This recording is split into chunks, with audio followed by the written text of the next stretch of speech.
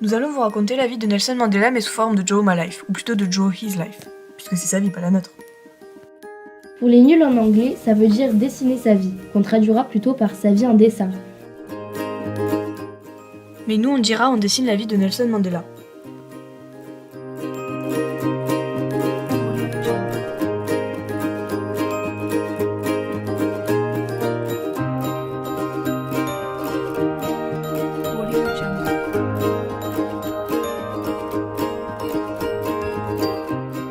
Aux alentours du XVIIe siècle, des colons européens se sont installés en Afrique du Sud. On les appelle aussi les Afrikaners.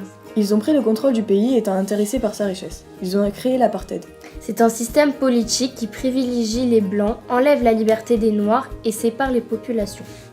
Par exemple, pour le train, des passages lumineux et spacieux sont réservés aux Blancs. Alors que les Noirs doivent emprunter un sombre et étroit passage. En Afrique du Sud, Plus précisément dans la région du Transkei, en 1918, Rolihlahla est né. voici sa mère, Nosekemi Fanny. Et son père, Gadla Henry, était roi d'une tribu. Ah oui, et Rolihlahla avait 13 frères et sœurs. En 1925, à l'école, un de ses professeurs blancs le baptisa Nelson. 1927, son père meurt.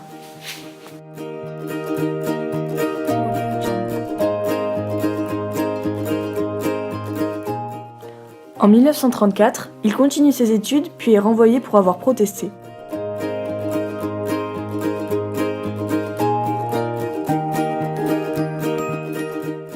Il s'enfuit à Johannesburg chez son oncle. 11 ans après, révolté par l'idéologie de l'apartheid, il devient membre de l'African National Congress. C'est une association de personnes qui sont pour l'égalité entre les blancs et les noirs.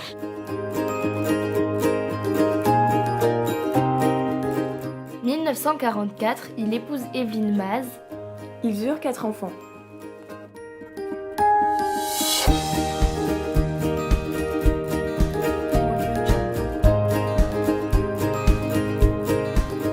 En 1952, il ouvre le premier cabinet d'avocats noirs en Afrique du Sud avec Olivier Tambo.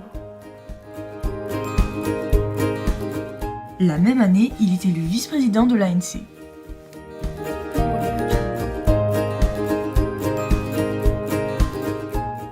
En 1956, Il est arrêté pour haute trahison avec 155 autres militants. 1958, il divorce avec Evelyn Maz.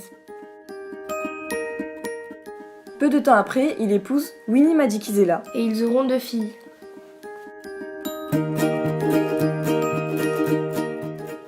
En 1961, il est jugé non coupable avec les autres militants. Cette année, il crée l'armée de l'ANC pour défendre ses idées. 1962, arrêté pour incitation à la grève et pour avoir quitté le territoire sans autorisation. Et il est condamné à 5 ans de prison.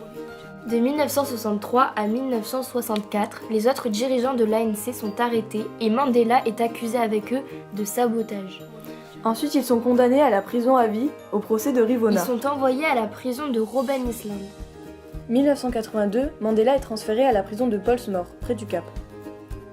C'est en 1985 qu'il refuse la proposition de libération du gouvernement blanc dont il n'accepte pas les conditions. Ils sont par exemple l'arrêt de la lutte armée de l'ANC.